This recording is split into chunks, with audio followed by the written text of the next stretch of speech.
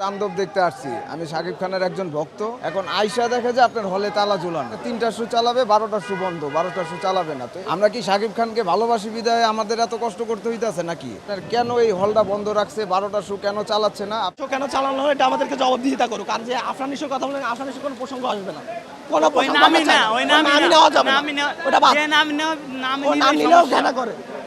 আমি তাণ্ডব দেখতে আসছি। আমি শাকিব খানের একজন ভক্ত।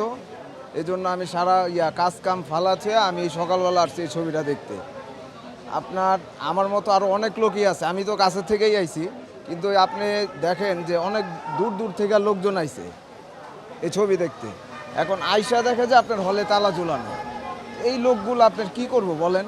এখন আইসা শুনে যে আপনার 3টা শো চালাবে, 12টা শো বন্ধ, 12টা শো চালাবে না। তো এই লোকগুলা যে এত কষ্ট করে এখানে আসছে, তাদের যে একটা ভোগান্তি, এটার দায়ভারটা কে নিবে? এটার দায়ভারটা কে নিবে? আমরা আসলাম, কোনো নোটিশ নাই, কিছু নেই, আমরা আইসা দেখি এখন বন্ধ। এই যে 3টা পর্যন্ত যদি আমরা অপেক্ষা করি, এখানে আমাদের লাঞ্চের একটা বিষয় আছে, আমরা কই খাওয়া দাওয়া করব, কই কি করব, এতটি সময় আমরা শাকিব খানকে ভালোবাসি এই জন্য। আমরা এতটি সময় কিভাবে কাটাবো? আর আপনি দেখেন চারিদিক দিয়ে বৃষ্টি হইতেছে, মানুষগুলো কই যাবে? এই দায়ভারটা কে নিবে?